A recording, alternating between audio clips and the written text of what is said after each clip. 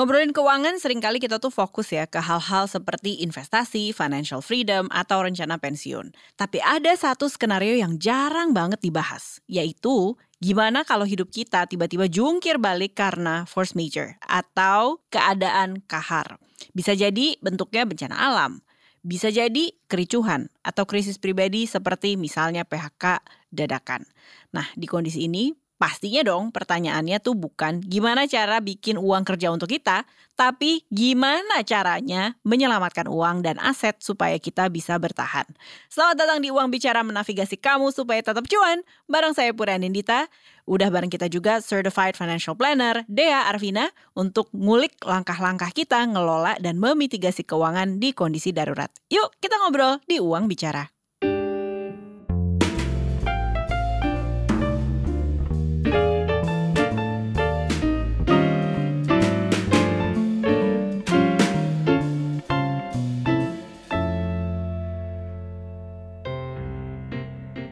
Hai Mbak Dea. Halo, salam kenal. Salam Mbak kenal. Puri. Selamat datang dulu di studio KBR. Mau nanya kabarnya gimana dengan dar-der-dor kehidupan dan berita yang kita lihat selama 3 minggu ke belakang? Alhamdulillah masih sehat ya, masih baik. Thank you juga teman-teman KBR ya for the opportunity loh. Aku yang makasih karena nggak bisa dipungkiri kayaknya money anxiety. Jadi kekhawatiran atau kecemasan soal uang tuh mengikuti ya dengan apa yang kita baca di berita gitu. Iya betul banget. Terus ini nggak pengen niatnya tuh fearmongering, tapi lebih ke mempersiapkan. Karena tadi ngeliat di berita, oh kita tuh rakyat maunya tuh bersuara ya. Cuman kita nggak pernah tahu apa yang terjadi di lapangan. Terus kita lihatlah seperti yang ada di berita jadi ricuh dan sebagainya. Dan ada rumah yang dengan sangat berat hati jadi korban tuh Penjarahan. gitu, dijarah. Terus kita yang jadi tetangganya deg-degan dong. Iya. Ini akan ke rumah saya nggak nih? Iya betul. Gitu, ini masih nyicil loh gitu kan. Jadi aku mulai dengan yang paling basic dulu ya. Seberapa penting menyiapkan skenario keuangan di kondisi darurat sekarang ini? Menurutku pribadi ya Mbak, tapi kayaknya juga menurut sebagian banyak orang itu pasti penting banget sih. Karena mempersiapkan segala sesuatu itu kan kayak kita istilahnya punya safety gitu ya, kayak safety net. Kayak kita pakai sabuk pengaman aja gitu loh. Iya. Kalau kita berkendara pakai sabuk pengaman, kita kan nggak mau terjadi sesuatu ya, nggak mau terjadi kecelakaan, tapi kita tuh udah prepare gitu, udah prepare gimana untuk mengantisipasi keadaan ke depannya, ya nggak sih? Aku setuju sih, secara filosofi yes gitu, tapi biasa ini POV yang kayak sekarang kondisi lagi susah ya gitu. Akhirnya kan jadi kalau ideal kita bisa punya pos untuk semua hal. Betul. Kalau nggak ideal, maka perlu ada prioritas. Gitu kan. Jadi resiko finansial utama apa nih yang sering menghantam, kalau kita single kan individu ya. Kalau sudah berkeluarga ya udah berkeluarga gitu. Apa nih secara skala prioritas? Kalau tadi mungkin pemicu anxiety-nya adalah ya ampun ini ricu-ricu deket rumah aku. Berarti rumahku bisa kena dong. Itu baru satu hal. Tapi jangan-jangan mungkin secara skala prioritas enggak gitu urutannya. Jadi urutannya gimana nih Mbak? Kalau ada sesuatu yang di luar dugaan kita ya, yang paling mungkin terjadi itu ya kayak hilangnya pekerjaan contohnya. Gitu. PHK jadi ya? PHK, ricuh-ricuh gitu, terus dijarah atau gimana, misalnya deket kantor kan juga bisa ya. Jadi kayak kemarin demo di sekitar kantor pemerintahan itu kan. Kantor-kantor tuh ternyata juga antisipasi hal tersebut gitu loh. Karena kantor-kantor pun takut dijarah gitu. Ketika kantor dijarah maka yang berdampak adalah karyawannya. Pekerjaannya kayak gitu. Terus selain itu juga berarti akses, kayak terputusnya akses gitu. Misalnya contohnya kemarin ada rumah salah satu di daerah tersebut gitu. Ternyata daerah tersebut tuh kebetulan deket sama tempat les atau tempat apa gitu, tempat orang ikutan pendidikan gitu, misalnya contohnya les sport gitu, itu ditutup, akses ke situ ditutup. Ya kayak unstable ekonomi gitu aja sih. Oh sama satu lagi menurut aku yang paling fatal kalau kejadian force majeure yang kita kan nggak tahu, nggak bisa dikendalikan itu tuh kematian. Jadi kayak hilangnya pendapatan dari si pencari nafkah utama gitu. Ya sudah. Tentunya kita berduka, family member kita menjadi korban gitu ya dalam force majeure, plus penghasilannya juga hilang. Betul. Nah tagihan jalan terus ya. Nah jadi balik lagi nih ke basic nih Mbak, dengan pendapatan yang kita punya. Katakanlah ini single nih, Yap. punya pendapatan, bersyukurnya kerjaan masih ada. Terus ada yang profil berkeluarga dengan misalnya anaknya 1. Iya. Ini kan pasti beda nih alokasinya, prioritasnya. Betul. Mesti mulai dari mana dulu dengan mindful membagi-bagi supaya kita tadi menyiapkan jaring pengaman dengan apa yang kita punya. Oke. Kalau menurut aku yang paling dasar banget dan ini pasti disetujui oleh semua individu ya, termasuk yang berkeluarga. Itu yang pertama itu emergency fund. Itu udah pasti, atau dana darurat. Dana darurat itu juga beda-beda ya mazhabnya gitu. Tapi yang paling ideal memang kalau misalnya kita masih single gitu atau minimal menikah tapi belum punya tanggungan, itu bisa 3-6 kali pengeluaran bulanan. Oke, gitu. Nah, kalau misalnya udah menikah, punya anak 1, punya anak 2 atau bahkan sampai 3, 4 dan lain sebagainya, itu bisa di angka 9-12 kali pengeluaran bulanan. Gitu. Tapi ketika udah melampaui 3-6 kali pengeluaran bulanan itu, biasanya orang tuh paralel. Dia paralel sambil bikin proteksi gitu. Oke, proteksi ini artinya asuransi. Iya, proteksi atau asuransi. Dan gak boleh dibedain ya Mbak. Jadi misalnya gini, segala sesuatu yang bisa kita kendalikan itu masuknya investasi. Tapi segala sesuatu yang tidak bisa kita kendalikan itu masuknya proteksi. Iya. Jadi orang-orang tuh suka kebalik. Dia milih masukin investasi untuk dana pendidikan anak dulu instead of untuk kematian dia yang pasti terjadi entah berapa tahun lagi. Iya. Ini kan soal kan dananya misalnya terbatas. Kita lagi mengupayakan. Makanya prioritas harus ada dong. Betul. Nah di sini dirimu mau bilang enggak. Pertama kita bisa dapat insight lagi deh, asuransi pendidikan atau enggak nih. Kan maksudnya kayak asuransi dulu. Betul. Bukan mikirin pos pendidikan anak. Betul. Ini prioritas ya. Oke. Asuransinya yang mana dulu? Jadi proteksi dulu. Nah, proteksi pun itu ada levelnya gitu. Jadi proteksi bisa proteksi tentang kesehatan, penyakit kritis, sama kematian. Itu sih biasanya dibaginya 3 itu. Untuk yang untuk diri sendiri dulu ya Mbak ya. Belum kita ke barang, belum kita ke aset kayak gitu. Jadi kalau untuk kesehatan orang kan kayak sakit itu kayak pasti ya. Atau kayak sering gitu loh gitu. Jadi pasti minimal ya asuransi kesehatan paling minimal kita sebut misalnya BPJS gitu. Itu ya udahlah kita nggak apa-apa lah kita pasang itu dulu gitu. Kemudian selanjutnya memang penyakit kritis. Karena kalau penyakit kritis tuh kayak apesnya kalau kita terjadi sesuatu tapi kita nggak meninggal. Cuma kita kena penyakit kritis tapi kita nggak bisa kerja.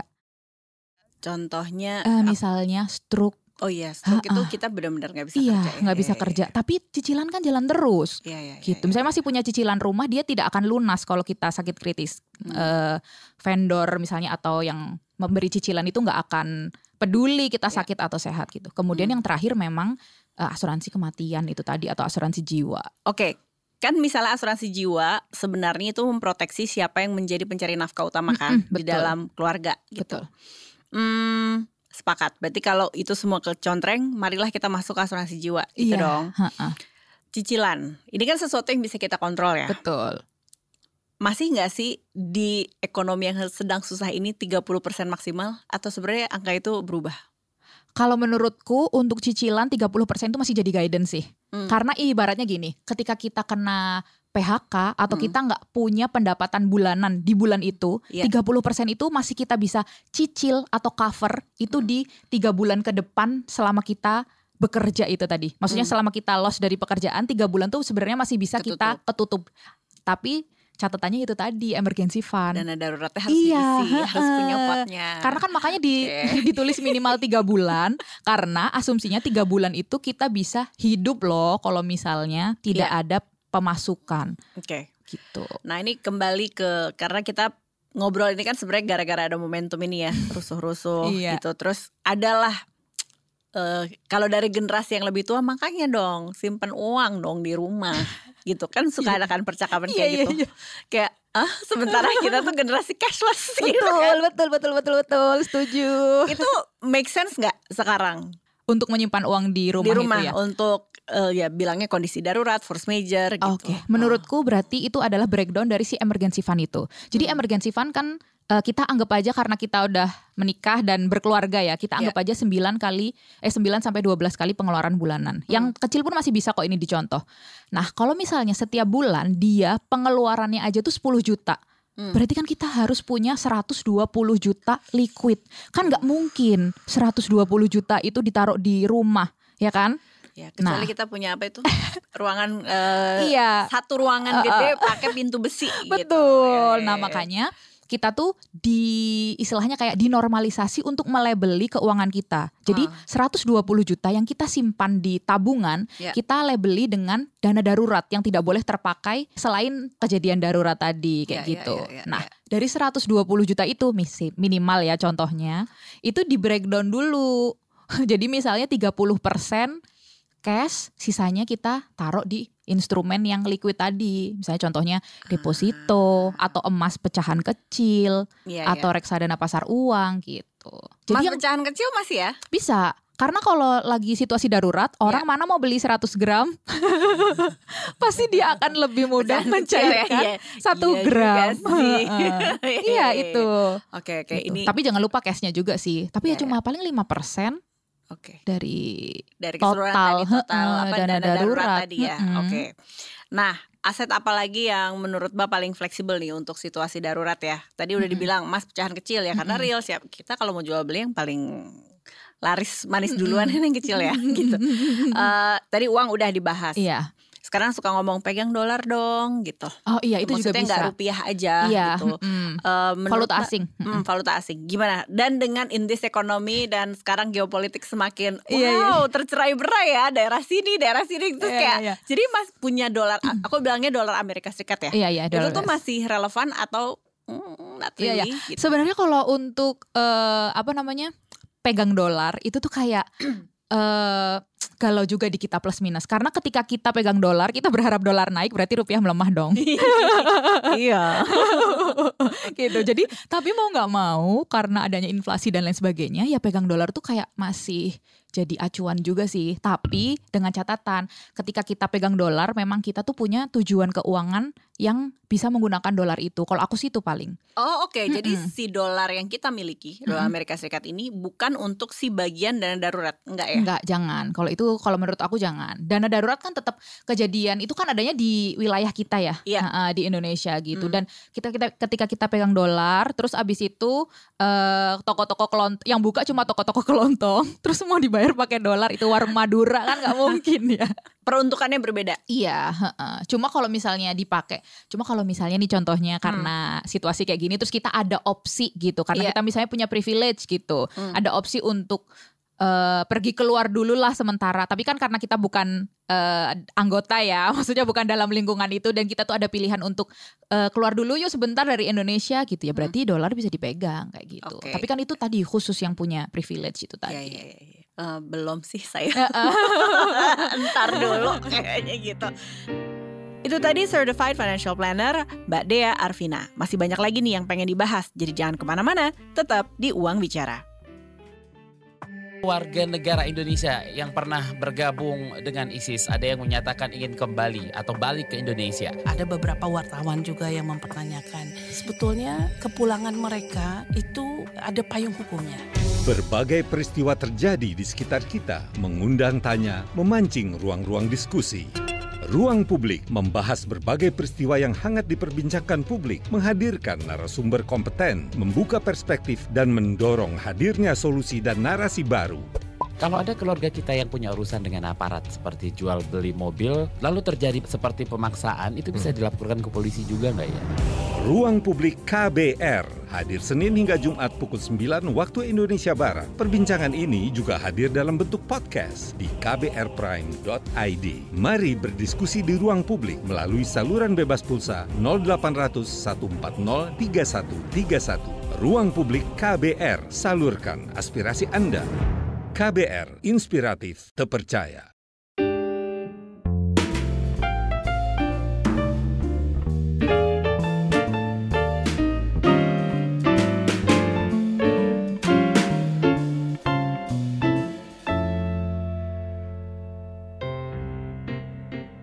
Kamu masih dengerin Uang Bicara, menavigasi kamu supaya tetap cuan bareng saya Puri Anindita. Episode ini kita lagi bahas cara kelola keuangan di kondisi darurat bareng Certified Financial Planner Mbak Dea Arvina. Yuk kita lanjut ya. Terus obligasi, terus apalagi ya, punya tabungan di bank berbeda atau rekening yang berbeda-beda, itu tuh gimana nih kalau dari cara pandang si force major tadi? Nah kalau obligasi sendiri, kan itu kan obligasi tuh kayak apa namanya yang dikeluarkan oleh negara itu tadi ya. Iya. Nah sebenarnya itu bisa juga, tapi si obligasi itu kan kuponnya per bulan, ya kan. Jadi force majornya akhir bulan ini, masa kita nunggu sampai tengah bulan depan? Tunggu cairnya si real aja gitu ya. Iya itu kayak agak ini juga sih, maksudnya bukan jadi pegangan utama lah Mbak gitu. Oke. Tapi kalau tabungan lain itu bisa juga, karena misalnya contoh kita nyimpen di tabungan, satunya tabungan digital, satunya tabungan konvensional gitu. Tabungan konvensional tuh yang bener-bener ada apa namanya, buku rekening. buku rekening. Iya, padahal seringan lewat email sekarang ya. Buku rekening itu gitu. Kadang-kadang kan kalau ke force major kan bisa jadi bank-bank tersebut tuh tutup gitu. Ini juga berkaca dari serem banget melihat apa yang terjadi dengan rumah-rumah yang kena efek di jarah. Tidak hanya di jarah, dibakar. Aku gak bilang ini siapa ya gitu. Cuman kan bayangkan kalau itu terjadi pada rumah kita. Itu kan serem banget. Nah ini langsung kepikiran nih, sebagai yang menjaga file-file di rumah, itu sertifikat, ijazah, polis asuransi, akte kelahiran. Gimana ya kalau itu kita nggak ada waktu untuk menyelamatkan itu dalam seketika gitu. Iya. Nah aku nggak tahu sih, agak melebar dikit ya. Jadi apa yang harus kita lakukan supaya, oke deh kita kan mau nyari selamat ya, kita pergi dulu. Tuh rumah udah nggak tahu deh gimana. Cuman kan nanti filing kan, saya mau melamar pakai apa gitu. Itu jadi gimana nih memproteksinya nih? Ya, emang sebenarnya kalau dari file-file gitu tuh kita tuh harus kayak niat dulu untuk nyeken satu-satu. Itu bener sih Mbak. Jadi dari SD bahkan TK kalau misalnya ada ini soal file-file sertifikat, ini baru soal ijazah ya, baru ijazah. Asuransi? Iya benar, semuanya tuh kita harus scan satu-satu. Iya. Kemudian ditaruh di cloud dan di double proteksi di flash disk kayak gitu. Dan juga dibiasakan, ini sih yang kadang-kadang sering kelewat. Jadi file-file atau sertifikat itu kita tuh harus apa ya, dilaminating, tahu kan yang anti air. Karena kan biasanya kalau diterbitkan sama misalnya kampus atau pemerintahan itu kan belum dilaminating tuh. Itu kita tuh harus laminating sendiri kayak gitu. Kemudian disimpanlah di cloud atau di flash disk atau dua-duanya kalau perlu kayak gitu. Oke, sekarang mau ngomongin proteksi asuransi. Ya kalau mikirin proteksi kan pakainya yang semuanya terproteksi dong, tapi kan terbatas uangnya. Jadi gimana cara kita memilih polis yang pas? Terutama jadi nggak cuma sakit aja nih. Tadi kan banyak nih elemennya. Terus tapi juga ramah force major. Atau sebenarnya setiap jenis asuransi kita beli itu selalu ada elemen enggak kok force major tuh sebenarnya selalu masuk di polis gitu. Apa yang harus kita cermati? Gitu. Kalau yang dicermati memang tuh kita sebelum memutuskan untuk memilih yang mana, kita memang harus bedah polis ya. Tapi kalau bedah polis tuh kadang-kadang kan orang bacanya aja tuh kayak males. Ya kan karena itu panjang banget dong. Aku tahu itu penting. Iya. Tapi kalau kita daftar email baru aja emang dibaca tuh term and conditionnya. Betul. Kan gitu ya Kak ya. Terus. Tapi memang harus dicermati gitu. Karena mau tidak mau, misalnya contohnya asuransi kesehatan lah yang paling dasar dan penting kayak gitu. Ternyata memang di dalam polis tuh biasanya ada pengecualian gitu yang kadang kita tuh nggak baca gitu. Makanya itu boleh percaya sama agen nggak sih?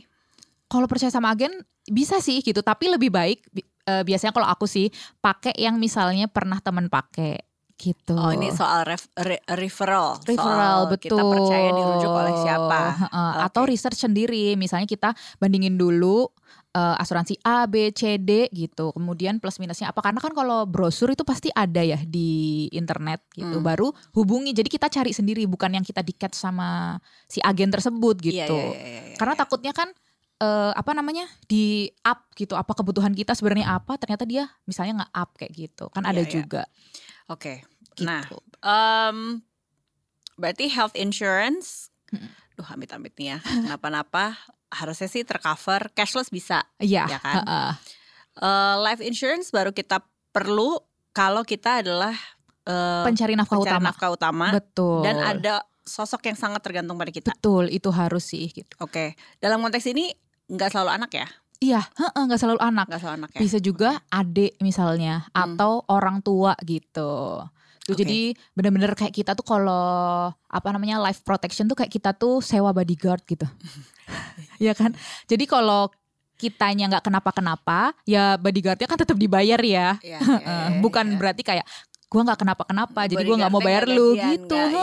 Jadi jangan dianggap sebagai pengeluaran gitu. Beda ya. Iya. Dan tidak bisa dianggap sebagai investasi, benar? Betul. Karena itu tadi tidak bisa dikendalikan. Nah, sekarang property insurance, apa sih yang harus dicermati? Terus kayak berapa sih? Oh ya, biasanya kalau property insurance itu tergantung dari wilayah mana kita tinggal. Jadi kan kalau wilayah mana kita tinggal emang nggak ada ya di statement bank itu nggak ada. Tapi kita bisa ukur sendiri kan. Misalnya contohnya kita tinggal di salah satu daerah yang rawan banjir gitu. Nah, dekat sungai X gitu, yang sering meluap. Betul. Misalnya. Nah itu kan kita udah sadar diri kan. Oh sering banjir nih, tahunan nih atau 5 tahunan nih. Berarti kita harus ya kayak mikir sendiri, sadar bahwa memang harus diproteksi rumah tersebut dari banjir kayak gitu. Preminya makin tinggi dong berarti kalau bisa dekat dengan daerah-daerah yang dianggap rawan banjir gitu misalnya. Iya, betul. Gitu. Tapi tetap ambil ya. Iya, karena mau nggak mau gitu. Karena kerugiannya tuh bisa mungkin lebih gede daripada ketika kita bayar premi gitu. Atau antisipasinya dengan emergency fund itu tadi. Ya, ini jadi pilihan. Ini pertanyaan reflektif, gak dijawab sama Mbak Dea ya. Maksudnya kayak kamu pikirin aja, kamu pakai uang darurat itu atau kamu siapkan. Betul. Biasanya preminya apa sih? Tahunan, bulanan? Biasanya bulanan sih, tapi ada juga tahunan. Asuransi rumah gitu misalnya. Biasanya kalau contohnya kita ambil dari cicilan KPR aja, yang dia itu ke cover untuk asuransi kebakaran. Itu kan per bulan ada di dalam situ gitu. Dengan tadi pos-pos yang udah diobrolin udah lebih clear lah apa yang harus dilakukan. Tapi gak semua orang tuh adalah profilnya pekerja atau karyawan. Ada yang punya bisnis Mbak. Iya. Dan itu fluktuatif banget. Apa yang Mbak mau bilang mitigasi finansial paling tepat, force major untuk pengelola UMKM, bisnis apapun, dagang, terserah deh gitu. Gimana tuh Mbak? Membangun bisnis kan kayak membangun rumah tangga ya. Jadi tetap harus punya dana darurat untuk bisnis tersebut gitu berjalan. Minimal ya 3-6 bulan. Kalau itu iya. Sama 3-6 bulan iya, gitu sama. Tapi gak pakai misalnya sampai 12 kali gitu sih enggak. Karena kan dia kayak tanggungan karyawan kalau dianggap anak kan juga banyak banget ya gitu misalnya. Jadi ya 3-6 bulan itu tadi. Untuk operational cost. Betul, untuk operational cost. Oke, terus asuransi aset? Asuransi aset iya. Tapi kalau untuk asuransi aset gitu memang aku belum tahu detailnya ya. Karena kan aset-aset apa yang dimiliki si perusahaan tersebut. Bisa jadi kan kantornya juga nyewa misalnya. Kayak gitu. Oke. Terus untuk yang tipe aku biasanya ngambil dari supplier nih. Iya. Jadi harus dibedain. Emang harus dibedain antara direct sama indirect suppliernya. Jadi ada opsi gitu loh. Sama paling jadi di bisnis itu tuh harus ada PIC-nya masing-masing. Jadi siapa yang menangani apa kayak gitu. Jadi supaya nggak ketika terjadi yang force major gitu nggak carut-carut, marut, panik. Aku mau ngurus ini gitu. Supplier lebih dari satu dong? Iya harusnya sih, pasti. Tapi tergantung ya di bidang apa kayak gitu. Iya. Sekarang aku mau nanya ke apa yang udah dirasakan Mbak Dea sih sebagai CFP. Ada gak sih klien atau followers yang selamat nih secara finansial soalnya emang dia nyiapin mitigasi keuangan yang tepat? Oke, jadi memang ada kejadian banjir besar banget ya. Yang waktu itu di daerah Bekasi gitu. Yang sampai setinggi. Tahun ini dong? Iya, yang tahun ini kan bukan yang tahun kayak ini. beberapa tahun lalu.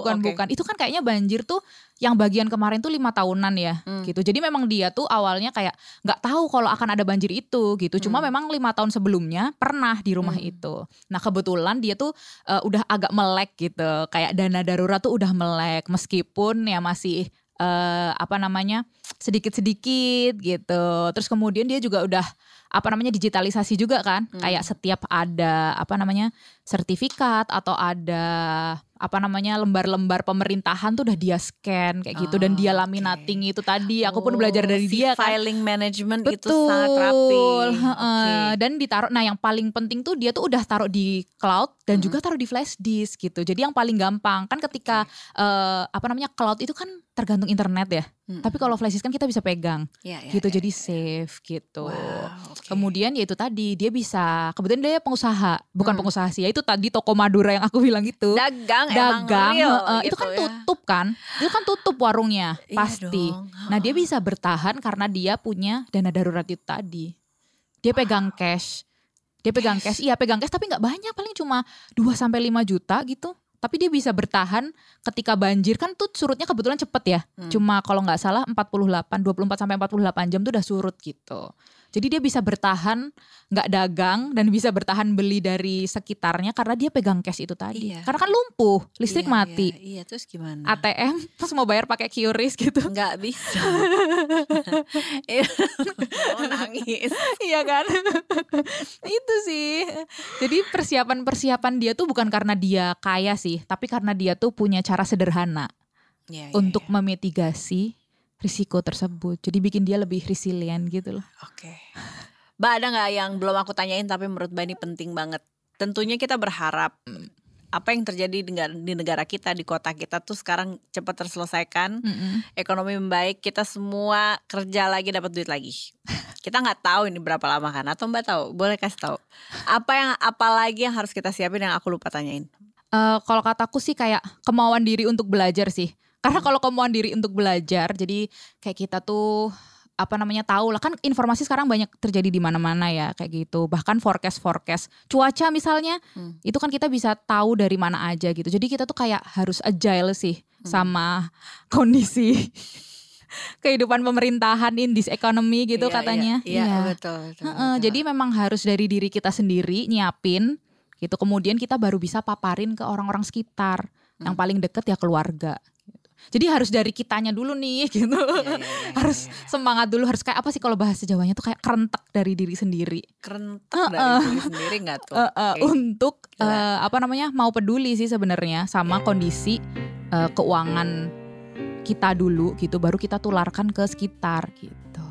Baru aja kita ngobrol bareng Certified Financial Planner Dea Arvina. Mudah-mudahan episode ini ngebantu kita ya untuk selalu siap secara finansial bahkan dalam kondisi darurat. Nah, kalau teman KBR punya kritik, saran, masukan ide soal topik keuangan dan literasi finansial yang pengen banget dibahas, ditunggu ya. Emailnya di podcast@kbrprime.id dengan subjek Uang Bicara. Dengerin terus Uang Bicara menavigasi kamu supaya tetap cuan setiap Kamis di platform mendengarkan podcast kesayangan kamu. Dan jangan lupa dong, nonton juga videonya di akun YouTube KBR Media. Saya Pura Indita pamit, bye for now.